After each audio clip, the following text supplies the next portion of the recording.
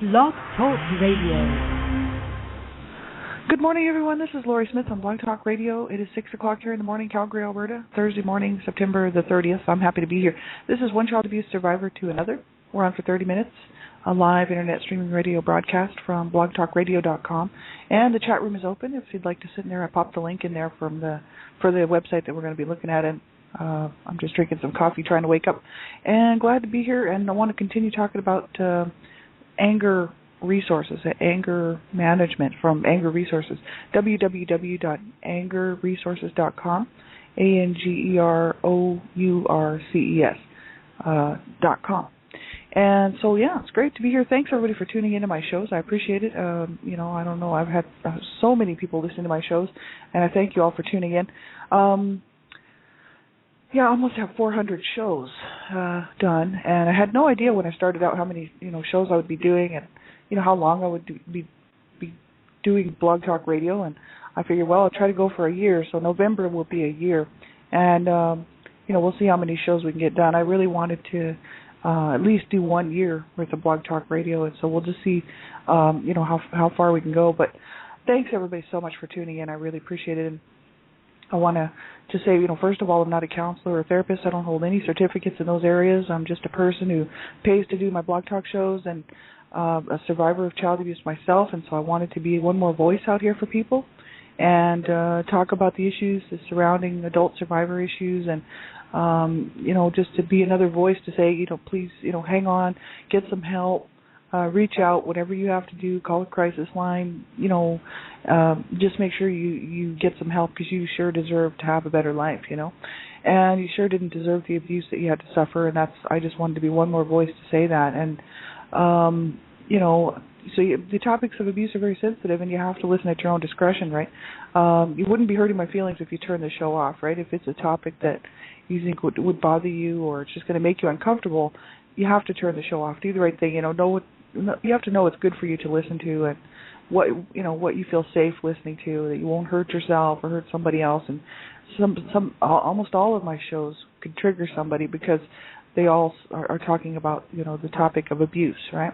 And so it's a very sensitive topic, and a lot of people find it very uncomfortable to listen to. So you have to know what's good for yourself to listen to, and then do the right thing and use your own discretion and listen at your own discretion. So young people under the age of 18, I just ask that you have someone, permission to listen to my shows because, so a lot of adult content on my shows, and I just feel like protecting children, that's what it's all about. We have to protect children, and children are vulnerable, and especially online with the issues of all the crazy people out there, child sexual predators, pedophiles and whatnot, who are working around the clock really to try to get a hold of children. They use the internet mainly for that, and it's unfortunate, so many children end up victims of child sexual predators and pedophiles and whatnot. They don't even realize it. They're just being groomed by these people, and they're being manipulated and in every way, and then exploited, and then if they try to get you to meet them places, and if you give away personal information to them, they can find you, right? So you have to know how to keep yourself safe online. So I would just type into your browser, internet safety, online safety for children, things like this. And it'll give you tips, lots and lots of websites out there regarding how to keep yourself safe and how to keep your family safe when you're online, right? So it's so important. And I just ask that you have permission to listen to my shows. Maybe your parents or a caregiver, or somebody in the family who's older and you trust their judgment and they're trustworthy, or a teacher at school, a counselor at school could listen to one of my shows, and then you could see if it's something that you should be listening to, right? So important, right? Keep yourself safe. So I want to get right into this topic here. We left off on this anger pretest yesterday from www.angerresources.com/pretest.html. And this is a website called Anger Resources. It's from Dave Decker and Michael Obsatz. And these are the two gentlemen that put together this website, all dealing with anger issues, right? Anger management and shame, rage connection. There's all kinds of stuff on here about anger, and there's books and videos and seminars, self-tests, links, facts. There's a section about them that we already talked about there earlier this week, and there's counseling information, seminars, tools and resources, and even their telephone numbers and email addresses, if you wanted to get a hold of them. It's a great website, and I really like it, and I'm glad that I came across it because I wanted to look at the whole shame-rage connection, right? So when I saw that, and we already covered that on my last few weeks' worth of shows, but it's just so interesting, especially for people who have survived child abuse, right? Because there's this whole issue surrounding the anger and the pain and the shame and the rage connection, due to the abuse that we suffered. So that's what I found. I wanted to really sort of get into that because I know myself, I experienced that, and I wanted to look at it, right?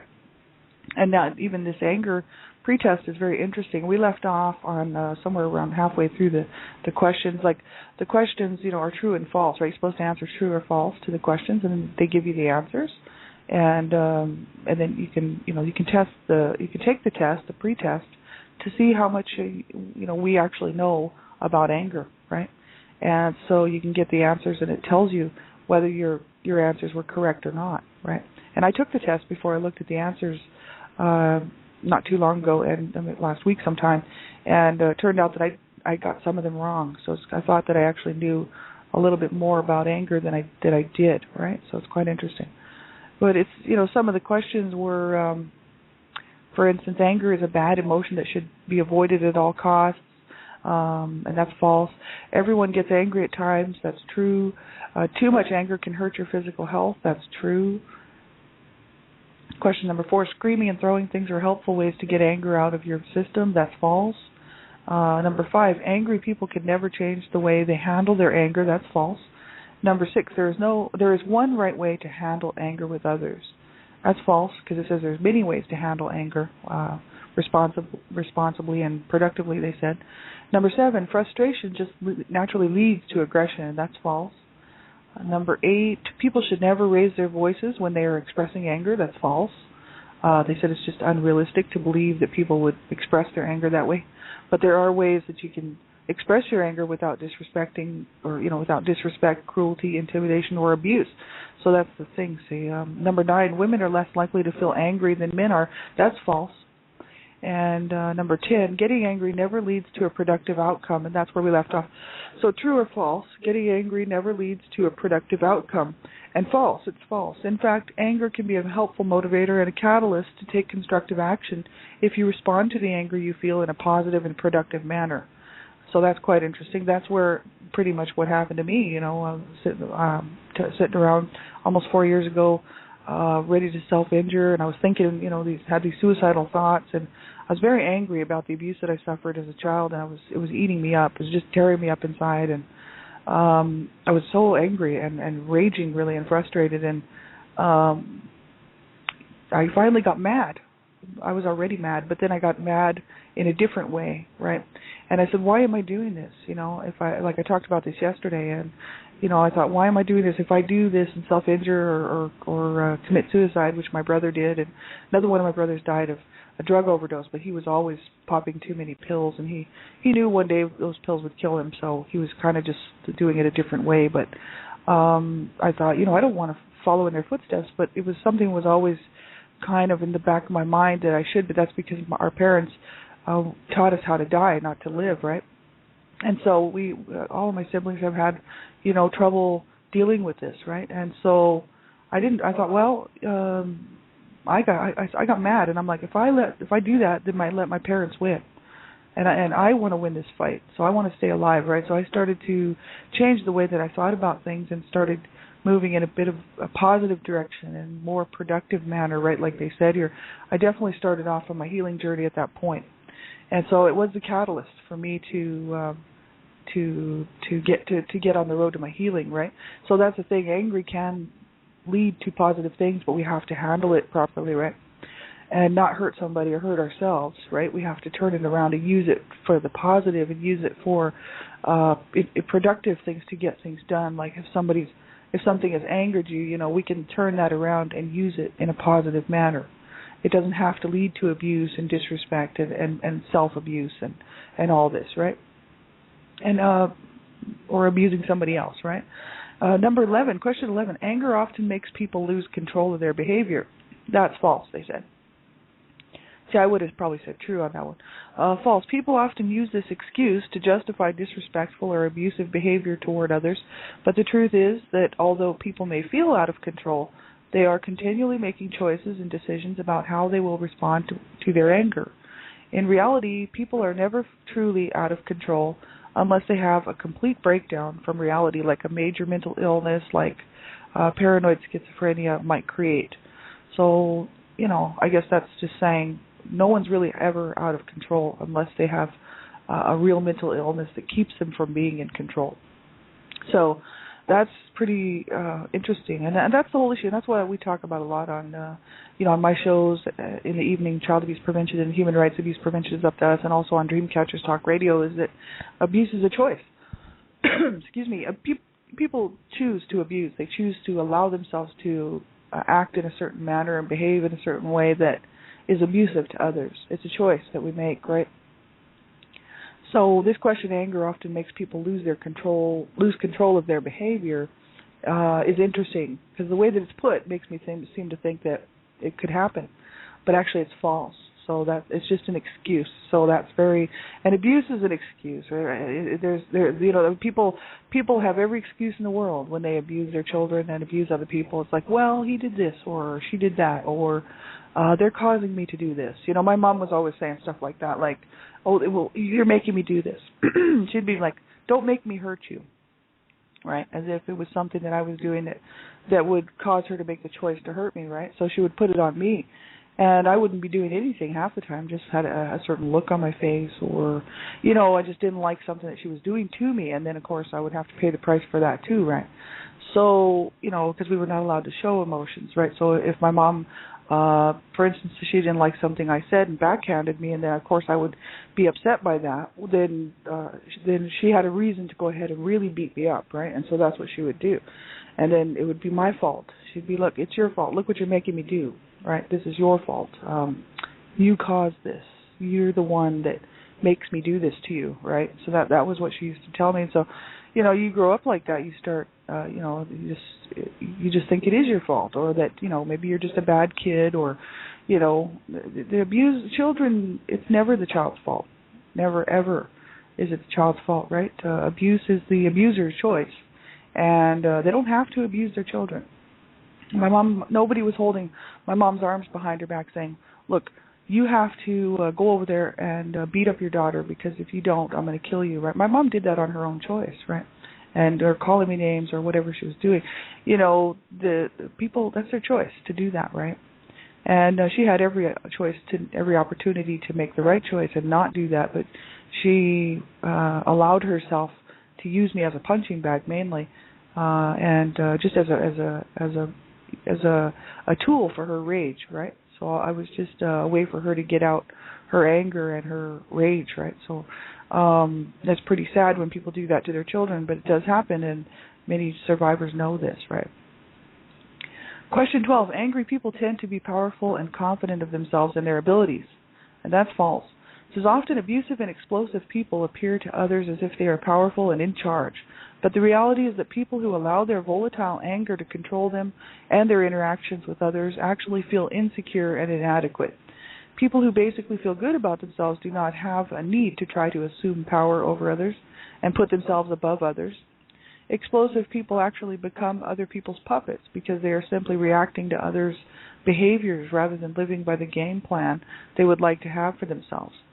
So they don't really have any power or control or confidence, because that's the whole issue. They wouldn't be doing that, right? They're actually forcing the situation because they are they aren't powerful, right? They are not confident, so they feel that they have to force it by force, right? So whether it's verbal abuse or physically forcing somebody to do something, right? That's out of anger, motivated by anger.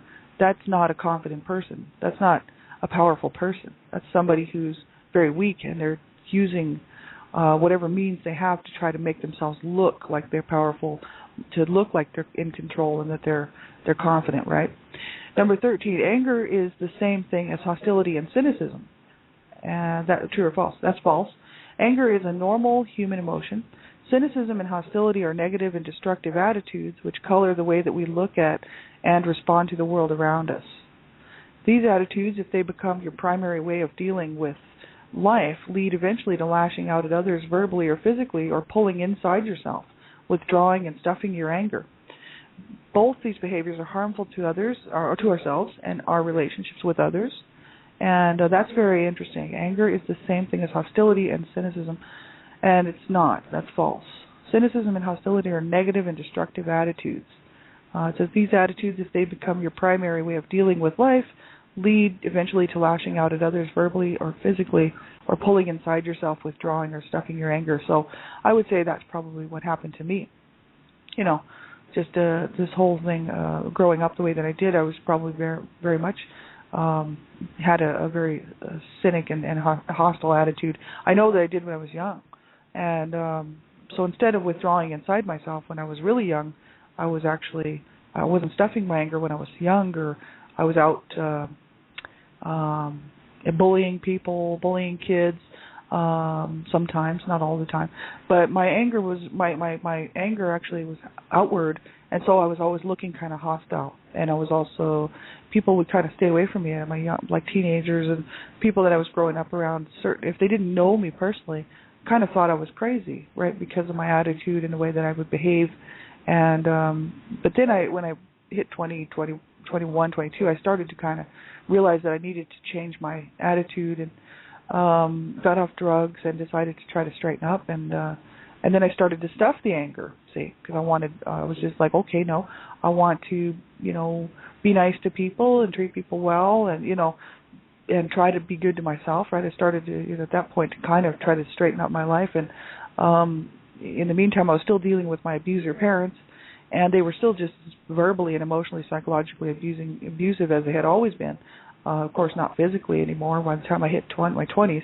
But the thing is, the whole anger and stuff was still there from the way they were treating me, and yet I was expected to be this good daughter who would take my mom to the doctors, do whatever she wanted, get whatever she needed. It was this whole codependent thing, and I just stuffed the anger, and I stuffed the truth of the abuse down inside, because I didn't want to hurt her, like she had hurt me. I certainly didn't.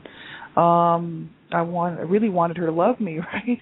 And then at the age of 30, she finally fessed up that she did not love me and did not love any of her children, and that she had wished that she had never had us, and that that we didn't mean anything to her, right? So I wrote about that in my book, A Life of Death or Redemption, because that's what the catalyst was for me to completely leave my abusive family and move to another country. So I moved to Canada, right? So basically running away at the age of 30.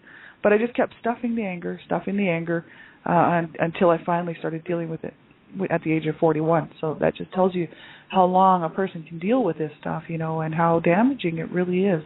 And that we have to, we're the only ones that can help ourselves. We have to become like our best advocate, our best counselor, our best therapist, in order to get us on the right road to healing, right? Because nobody else can really do that for us. We have to make the decision that, hey, we deserve to have so much of a better life, and that we did not deserve what we went through, and that we can heal, but we have to be very proactive and very much on top of it ourselves in order to get through, what we need to get through, with the help of a counselor or a therapist or group support or whatever way you want to go, right? We have to be in charge of it, right? This is question 14. Stress is related to anger. True or false? Stress is related to anger. That's true. Stress and the fight or flight response that we as human beings are hardwired to experience is always a part of our becoming angry, especially if we are prone to label or interpret this physical response with a negative conclusion about why the physical sensations are there in the first place.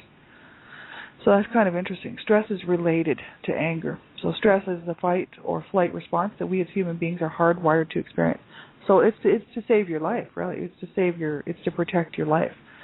The fight or flight thing, right? So whenever we're stressed out, it's just a natural response, and our body's saying, "Oh, something's wrong. And then if we're angry about something, and these physical responses come about, then we relate them to the anger, right? And so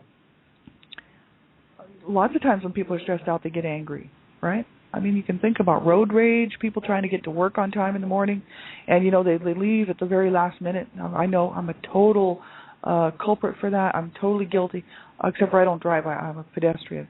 But the thing is I always wait till the last minute to leave because I really, I'm busy, right? I'm busy in my personal life, so it's not like I've got nothing better to do but just show up to work. But I'm always on time. I make it on time every time. But the thing is that I leave it till the last minute, and I used to do that when I was driving too, when I had a car. And so I had a lot of road rage. People would be just poking along or doing something stupid, and when I was young, I'd be yelling and cursing at them and, flipping them off and stuff like that. Just absolutely horrible behavior. Now when I see people doing that, I'm just laughing because I'm thinking, you people look so terrible doing that. But you know what? I used to do that too. And so I understand it, and it's a bad way to live your life, right? Start your morning out like that with road rage. Then you get to work wherever you work, and then you got to deal with somebody that's just not that pleasant, and pretty soon before you know it, you're just stressed out and angry. So you spend your whole day like that, and that's very hard on the body. It's very hard on a person's well-being, physically, emotionally, psychologically, right? It's hard on everybody around you. When you're stressed out, people feel it, because I know I'm very much triggered by people's reactions because of my mom, because of the abuse that I suffered as a child. Like whenever I was in the room with my mom, I was very much aware of how she was, what was going on with her, because I was definitely in a fight or flight situation with her all the time. My body was prepared to really be in any number of situations when I was around my mom when I was a small child. So I would tense up and I would get stressed out, and if she would start yelling, then of course I would really get stressed out, and then if she started throwing things, then I'd get extremely stressed out because I knew what that would lead to. So all of a sudden I'd be thinking, oh God, I'm in for it now, or somebody is, whoever's in the way, whoever's standing closest to her. That's how we lived our lives, right? So as a child, and that's so hard on people, right? And my mom, of course, was just throwing temper tantrums and taking her abuse out on her children and her husband, right? And my dad was psychologically and mentally ill. And so, whenever he'd be running around in the middle of the night talking about killing the family and, that we were all from the devil and he should just kill us all. And, of course, I'd be laying there in my bed just thinking, oh, my God, he's going to come and kill me. And, the whole stress related to that is very hard on the body. And, so nowadays, as an adult, I still am very much aware of who's around me, what they're doing, what they're capable of doing. You know what I mean? Like, I'm always sizing people up, and even though I know that somebody at work's probably not going to physically abuse me, I'm still very much aware of their moods and their it's kind of something that's built into me to be aware and to be always on the lookout, and that's that fight or flight situation, right? And even as an adult, I still experience that. And so I have to sometimes, actually I've been lately working on tuning it out and not paying so much attention to these other people that, they have their own stress in their own lives, and they have issues in their own lives, and it doesn't mean it has to affect me. I don't have to be walking on eggshells around everybody anymore, right? So I'm starting to learn how to, how to work with that stuff, right? So it is helping me out for sure. But I know when I was a young kid, it was very hard on me. And it says, question 15, it's okay to use put-downs, name-calling, and cussing from time to time in a marriage and in other close relationships. And that's true or false.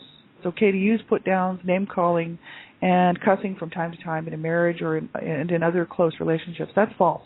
Put-downs, name-calling, and cussing and swearing are verbal abuse and are always hurtful and destructive in human relationships and have the potential to create fear, intimidation, and emotional distance in those around us. So that's just it. You can't go putting people down, calling them names, cussing at them and swearing at them, and thinking that that's not abuse, right? That's how I grew up. I grew up being put down and called names and cussed at and spit on, and as well, verbal abuse was very, very huge in my family, with both of my parents, and so along with the physical abuse, it was very hard, and so that's a harsh way to grow up. But as adults, I see other adults doing this to other adults, right? Putting them down, calling them names, cussing and swearing. I've seen this out in public before, and it's very, very, really just bad behavior. It's like, man, there's no reason to abuse somebody like that verbally, right? We all might think things, like if somebody does something that just really bothers us, we might be thinking in our mind like, what a, turkey or something. I'm not going to say the words, right? But it's, keep it pretty clean. I want to keep the show pretty clean. Thing is that, there's no need to be cursing and cussing at people, but yet we probably everybody on the planet, except for if there's like one saint here on the planet that hasn't, there might be a few people that haven't done that, but the majority of people have. And even if they didn't use too explicit of words, they'd be like, what a jerk, or, turkey or whatever. It's still calling them names, right? It's like putting them down, and it's very, very hard on people. It's destructive, it's hurtful, it's wrong. I try not to do it, I grew up like that, being verbally battered all the time. I would say that was probably the biggest issue in my home was the verbal abuse. Then next was the physical abuse, and then, verbal, emotional, psychological abuse. I'll just throw that all into one, and then the physical abuse would be second, and then the sexual abuse would be third. So, the verbal abuse is so damaging and so destructive. When somebody calls you names and runs you down, and especially as a child. So, children don't deserve that. They certainly don't. My mom had a really foul mouth, and I don't know where she got it from. Maybe my grandmother, because, her mom, right? Because her mom was very abusive, and I spent a very small amount of time with my grandmother. She lived, 3,000 miles away in Nova Scotia, so I only met her a couple times. Didn't like her because she killed her own son.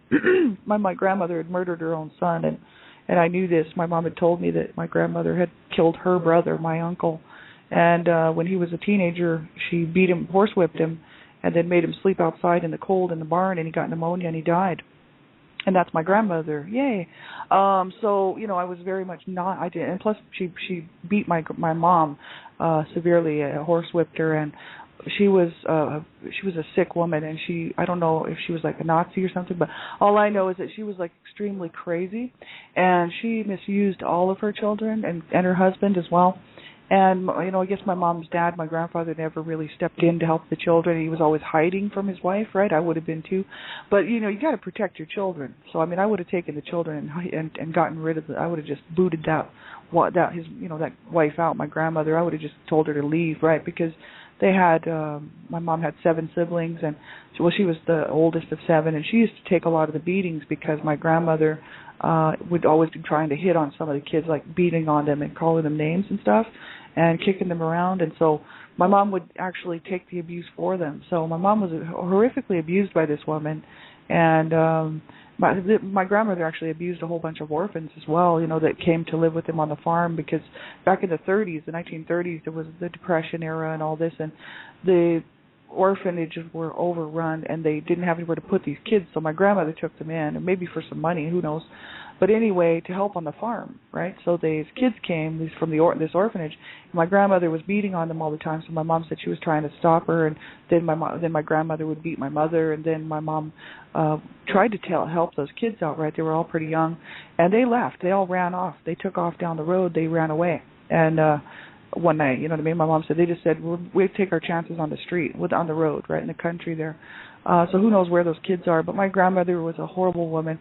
So when she would come to stay with us, I really stayed away from her, avoided her, would never tell her I loved her, and would never say anything nice to her because I couldn't stand her. Look what she did to my mom did to me. So my mom was steady running me down, beating me up, throwing me into walls, and spitting on me, cursing at me, calling me names, you name it. My mother took her abuse out, took her anger out on me just like her mother did her. So my mom did not stop the cycle. And so, that's horrible what people do to each other and what parents will do to their children. And, I have no love in my heart for my grandmother, that's for sure.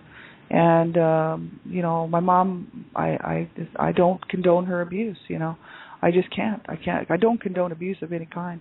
So we have about a minute left. We'll have to pick the rest of this up tomorrow morning. And question 16, but you can go to this website, www.angerresources, ANGERresources.org.com. So angerresources.com, and you can finish this test yourself. But we'll try to finish this off tomorrow, same time, 6 o'clock a.m.